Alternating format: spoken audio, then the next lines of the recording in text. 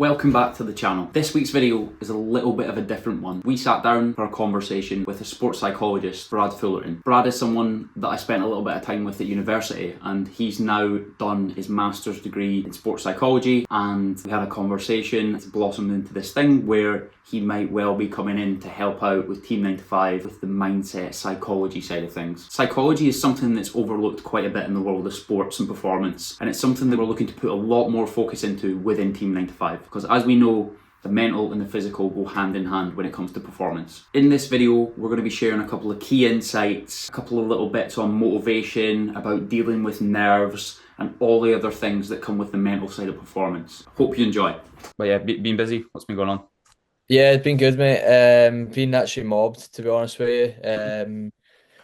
Just trying to balance, like, I'm 2 days a week, part-time job, then 2 days a week I'm at tennis, so that's 2 evenings. So I really only have one day a week where I'm like able to do my own thing, and then Mhm. I'm sandwiching clients like either before I go to tennis or after I finish work. Okay. And I'm like training for a marathon now, so I'm training like a full-time athlete, and I'm working across like it feels like 3 or 4, 5 jobs, you know what I mean? Yeah, On top of social life and relationships and stuff like that. So it's just a busy age, I think, mate. Don't know if you fine find balance that. in that. So Yeah, I think a lot of people that are kind of, especially when you're in your 20s and that as well, trying to get your business off the ground, like oh, 100%. there is almost this like, I mean, I feel like you kind of just need to do it for a bit. Like there's just like looking That's for this perfect balance and relaxing, chilled out lifestyle in your early 20s. It's like that's the kind of time to do it if there's any time, to be honest. Yeah, mate, where did this all start? Like where did this interest pop up? it's always really cool to have that like moment where something really happened to me and I went, oh my God, like I really want to do sports psychology, but to be honest, mate, it didn't. And I always played football, obviously. It was my sport. And then got to kind of that 16, 17 age. Wasn't really sure what I wanted to do, but you know, uni seems like a good idea. So I went to uni. There was one choice left, and it was like Abertay. And I was like, God, I'm not moving up to Aberdeen. Did a bit more research into it. Turns out it's in Dundee. Still didn't want to move there. And the course was sport and psychology. And I think from a life development point of view, like moving away for uni was the best thing I've ever done. It's made me so much more open-minded and more accepting of different people and different outlooks in life. Coming from a small town, as you'll know, it's easy to get caught up in that. I'd be doing coaching like one afternoon, and then an hour later I'd be doing the psychology of the brain. So it was a bit all over the shop until maybe third and fourth year, where you go into more sports psychology. Then I was like, I've got the kind of ball rolling with this in terms of the undergrad, so may as well go and do the masters, kind of strike while the iron's still hot type thing. And then it was like, oh, okay, like I'm doing more applied stuff now, where it was always more research focused, and I'm terrible at dissertations and stuff like that. So it was always more research focused, and then when it went applied, and doing the conversations, the working with a team, the working with an athlete, going through case studies, I went, wow, this is kind of unreal. Really, really kind of found a bit of passion in it, but that you can't stop there with sports psychology. You need to do your professional training to get accredited. 900 hours of applied work you have to do. And then I created my own business. Right now I'm in a pretty good place working with a lot of different individuals, teams, some corporate stuff. Who are you kind of working with just now? My real passion is in the one-to-one work. So I've got 7 clients who I work with one-to-one, because just feel like that's the space where you can get most like behavioral change. I do a lot of workshop stuff. I wouldn't call it teaching, but like just showing other people what sports psychology is all about, and offering a different perspective that kind of makes people have those little light bulb moments like, oh, that's actually really cool. Like, or I really like the way that's been kind of flipped, like or disseminated, as you would call it. The other parts like with teams as well. So the team stuff is cool. So team works very much like you work with the coaches, you work with the players, you help the coaches get psychology into like the training, but then you maybe do some one-to-ones with players on that. But then you're also a point of well-being support if they ever need that. And then I do some work with like parents as well, which is always a quite a scary one, but do some work with parents. So the role is very varied, but in the one-to-one stuff, as I said, I work with 7 athletes. Some of them are individual sports, so you've got um, like Chinese pool slash like Q sports. Archery is a big one.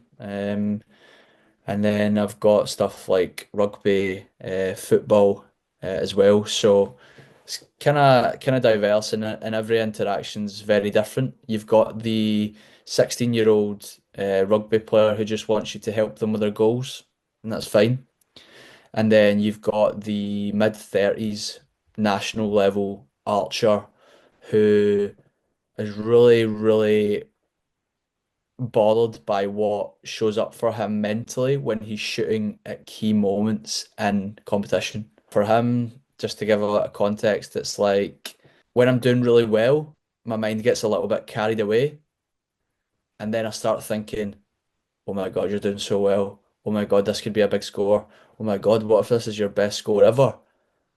And because you're diverting so much attention onto that, you're not really giving enough attention into the task at hand. That's very much the typical areas that I focus on, but stuff like motivation, confidence, just generally relationship with feelings and emotions and thoughts is sort of my line of work. There's more and more like amateur athletes stepping foot in the arena now. So it's like you might be doing high rocks, or you might be doing like you're on the start line of a fucking massive race, which is like, I Yeah. don't know, London Marathon or something like that. And it's dealing with the pressures that come with that because they've maybe never dealt with like that pressure, unless they maybe come from a team sport background. Mhm. For example, like high rocks is a big one. High rocks is super Yeah. high pressure. Although it's not, it also is. Like you've got the music playing AC/DC as you're coming out of the start gate. You've got like literally 30 topless men around you at the same time. Like adrenaline's high, and some people can't like some people really struggle to deal with that. Yeah. And it's then having like things like you offer to be able to help them dissect what is it they're actually thinking. What's is this a rational thought or is it an irrational thought? So that's kind of why like I wanted to connect with you, mate, and I wanted to be able to dissect these various different challenges that people have. You'll find that your clients and mine, we're always seeking motivation, like I need to find motivation. How can I be motivated? And sometimes that kind of struggle slash interaction with motivation in itself can have the opposite effect. If I'm constantly fighting to get motivation from somewhere, then all my focus is going on to that thing and I'm wrestling with that. The reality is that you need to be ready to do something even when you don't feel motivated for it. Like the best athletes in the world, they might turn up on a Saturday, let's take football for example, and not be motivated, but they are committed to getting the job done. So like commitment there then is almost a different thing from motivation because motivation's so fleeting, you know? Like I could be motivated to do something 1 minute and then the next minute it's gone because I'm thinking about something else. So I don't think you can really rely on motivation to get into the gym or motivated to perform at the weekend. You almost need to have like more of a values based approach to it, like where, I'm actually a really committed person and I'm a really accountable person. And what does that look like as an action? Well, that looks like me getting into the gym, or that looks like me, like playing at the weekend. And I feel like something that, you do this really well.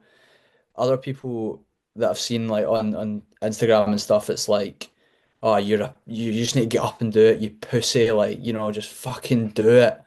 It's not like you're gonna have off days. Like you can't do this thing all the time. But if I say that I'm committed and I'm accountable, I can give it a good whack Yeah, as often as possible with the realization that, I've got a bit of self-compassion that sometimes that thing's not going to happen. And I yeah. think that's really important and something that gets massively skimmed over like in our culture because it's like, overwork, overwork, overwork, overwork. You must do this, you must do that to get this outcome. Where really you, in the long term, you could be having a damaging effect. Like when I begin to dissect motivation with my clients, it's sometimes actually like it's motivation masquerading as energy. And it's like, Yeah. I'm not motivated this morning, or I'm not motivated today, or I'm never motivated for the gym after work. You begin to kind of dissect that and go, right, okay, like again, just the old usual habits, the sleep, the nutrition, Yeah. the kind of management of stress. And one really simple one for people a lot of the time is like anxiety cost. I'm sure you're probably familiar with that. Like the anxiety cost of thinking about going to the gym all day while you're at work. And then you've got, right, you don't know what's going to happen at work that day. If you work in an office, you could get like three shitty phone calls in a row, and that just absolutely zaps your energy. Yeah. You've then planned to go to the gym later on at night, and that just seems so much more less appealing.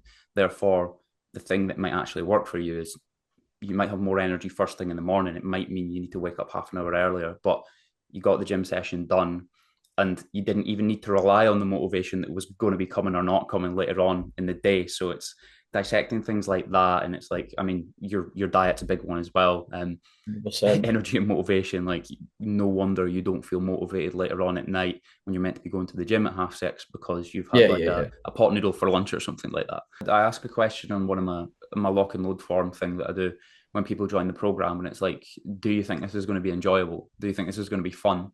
And occasionally, it doesn't happen very regularly, but occasionally someone will say, I don't actually think it will be. I don't think it will be fun. It's going to be tough. It's going to be this, it's that. And I'll just always jump back to that person and go, what would be fun for you? Like what would be enjoyable? And what could we put in place? Because I think they've got that expectation that, and I think a lot of people have the expectation when they join like a kind of fitness coaching program that it's like track your calories, get your six pack before and after full. And Yeah. that's just not what I offer. But I mean, it's part of it at times if someone has that Yeah. goal, but it's not what I'm selling. And I always just try to come back to people and say, like, what would be enjoyable? What do you love doing? Like, do you like playing badminton or something like that on a Wednesday Yeah. night? It's like, do it. I'm going to hold you accountable to playing that every single week if that's what makes you happy.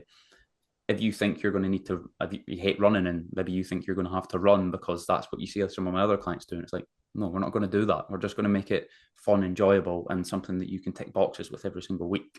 And people are like, oh, right, okay, I thought it was going to be doing bicep crawls and running on the treadmill. Yeah. Yeah, I think that's class. Like if I'm you and I see a no on that sheet, like, do you think you're gonna enjoy this? My eyes are lighting up. Like, as a psychologist, like my thing, our thing, the field's thing, is I need to do everything I can to see the world how you see it. So that yes answer on the sheet is probably just right. Okay, fine, that was good. I'll just go on to the next one. When I see something that challenges me and goes against the status quo, I'm going, ooh, why do they think that? What can I do to understand that better from their perspective? And how can I help them in this context to make that thing enjoyable? So, yeah, like I love that. Because I've got various different people on all ends of the spectrum within this program. People that are just at the start, just trying to grow, trying to be consistent, trying to get like that do this fitness program thing for the first time, and like that can be pretty daunting. And the motivation is usually the initial challenge.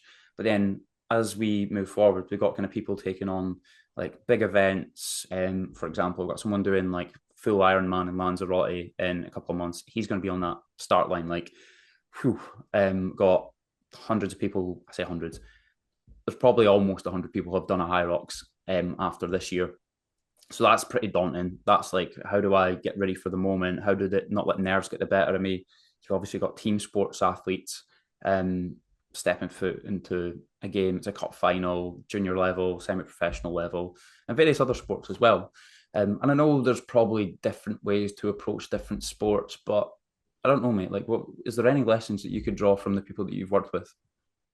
Yeah, well, I think the interesting point about this is that it'll tie in also with the people who are at the beginning of their journey as it will in the end. Like those things are still relevant, but when you get into the kind of performance type space, the fine margins maybe become a little bit more important, and psychology is often used to kind of gain that little edge. So if you're thinking about nerves and that feeling in your stomach before you compete in a big event, it's for me, it's about you need to be able to be ready for that. And actually, the approach that I use is called acceptance and commitment therapy, which sounds quite heavy, but it's all about instead of fighting off feelings that you experience, can you interact and engage with them in a way that is a little bit more helpful? And that is what's called like psychological flexibility. So no matter what emotion shows up for me, I'm going to be able to bend to that to be able to adjust rather than be rigid. And when, oh shit, this big terrifying thing hits me, I break and I crumble. But that can't be done if you're only trying to do that on the start line before the whistle of the 90 minutes. That's got to be something that you're engaging with in your day-to-day life. You will have similar feelings of, say, anxiety or nerves that show up for you in different spaces at work, socially, relationships. Can you try out just sitting with those uncomfortable feelings and seeing what that's like? Because if we can do that at the bare minimum level, we're teaching ourselves that we are able to sit with something that's typically branded as bad.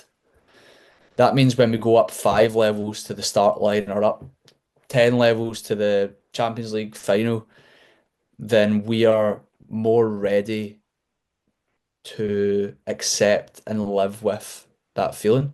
And that's something that I do with a lot of clients I work with. It will be, okay, we talked about this in the session. See, between the next session, can you just try and pay attention to when that little feeling shows up? And can you try and write down some thought? What thoughts show up with it? Do you let those thoughts and feelings take the wheel and drive and drive you around the bend, or are you able to kind of take control of the wheel and just drive straight and do what it is you need to do? I just remember one of the first podcasts I did with a guy who was a little bit of a big fish, and I was like, I'm shitting myself to speak to this guy, but I'm like, keep Yeah. reminding yourself this is a good thing that you're shitting yourself because you're gonna get better at filming podcasts. You're gonna get better at speaking to these people if you keep doing it.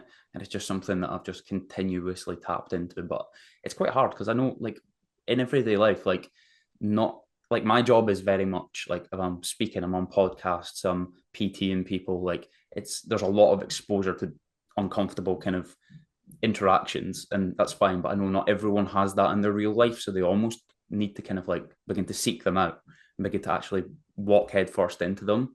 And Yeah. it's a simple theory, man. If you keep doing it, it becomes more comfortable to be in these situations, and they just become norms where your level of arousal is just so much lower. Yeah. Yeah, I mean, you can just like start small. I've never asked clients to do this myself, but I've heard of others doing like, can you just have like your phone just sitting there, and can you just let it sit there even when it's pinging and when notifications are going off? Because we know that as soon as my phone goes, I'm like, oh, what's that? So can you just sit in that little uncomfortable feeling, and we're training ourselves at a very basic level to live with something that feels a little bit more uncomfortable. Eventually, we stop picking the phone up and the screen time goes down. We probably feel better about ourselves. And then we're ready to go up to level two, which is maybe having that more outgoing conversation or that uncomfortable situation with a boss or a manager or a coach or whatever. So, yeah, try and seek these things out and just be a little bit more comfortable with being uncomfortable.